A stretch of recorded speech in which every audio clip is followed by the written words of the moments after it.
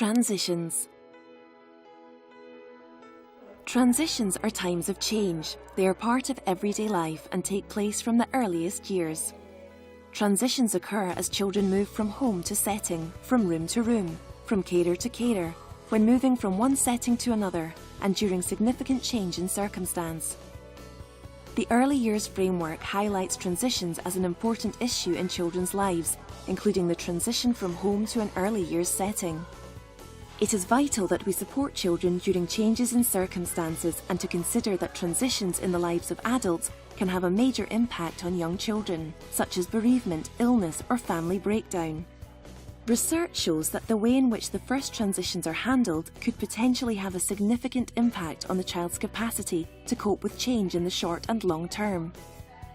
Transitions can provide exciting opportunities and also new challenges. Transitions have been described as a way of life. They've been described as a challenge of living. And I think we need to look at that, because maybe transitions are more than just the changes that children experience day to day. And we're talking here today about really young children and the kinds of experiences they might have, both in the care of their parents and in out-of-home care.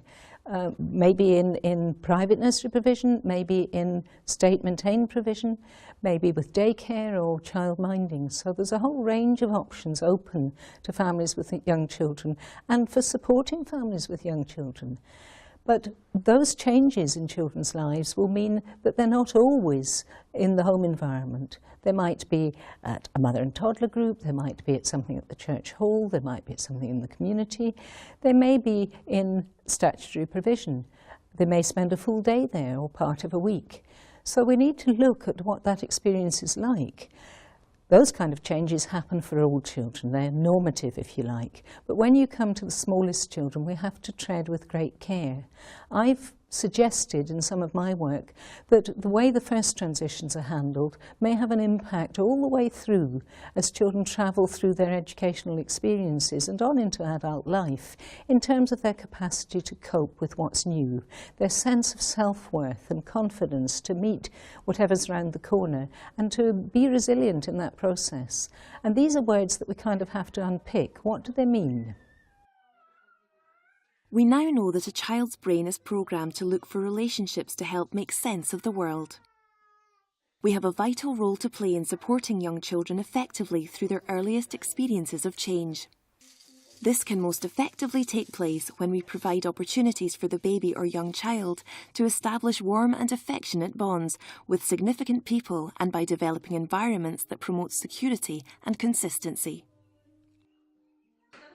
Children will find it easier to settle into a new situation when experiences and routines are familiar. Experiences reflect their own home life and culture. Objects and surroundings are familiar. And care practices take account of children as individuals and show them that they are important and cared about.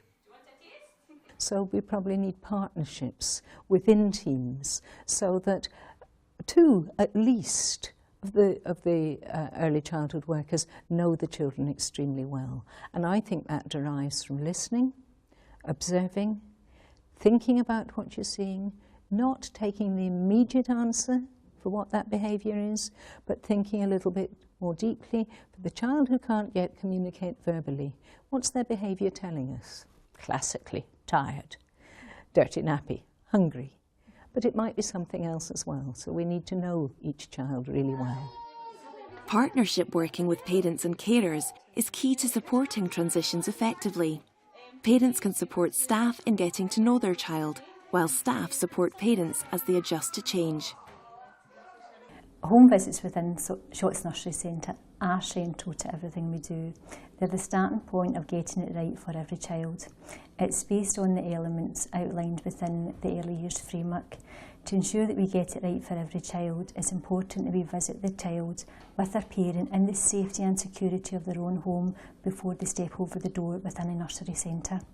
So if we go into the home, myself and the key person, and spend time with that parent and child within their home, they're relaxed, they're comfortable. So then we would go back out, not just once, we would go back out over 3 or 4 sessions.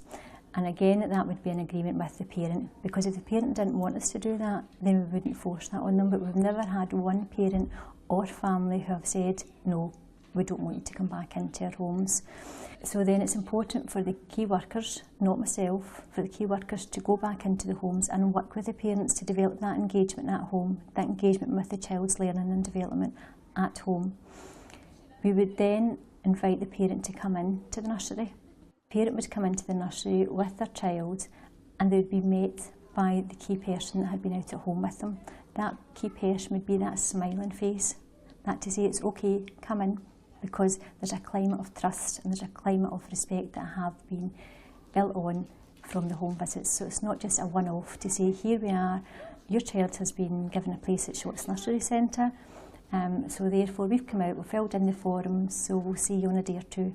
No, it's more than just a courtesy home visit.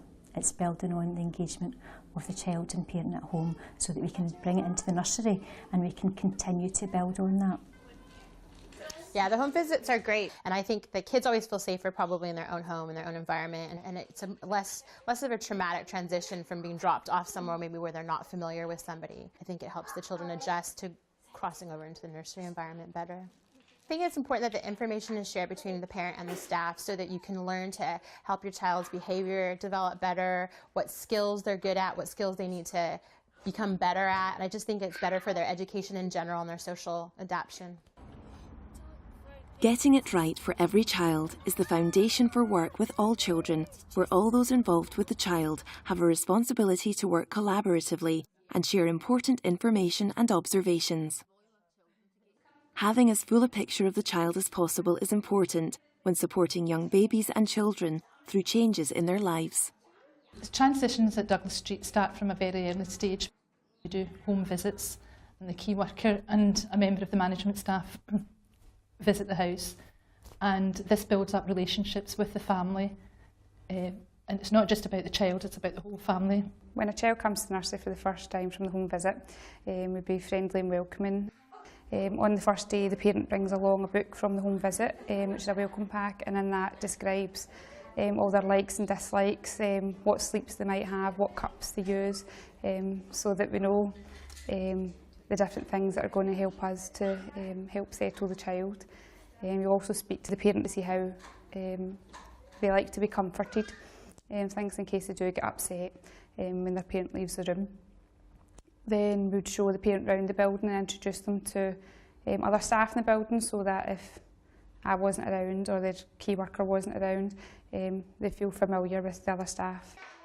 When they're ready to move playrooms to a new playroom, the key workers meet and pass on all the relevant information about the child, and they spend time in the next playroom settling the child, and they don't leave the child until the child is perfectly happy.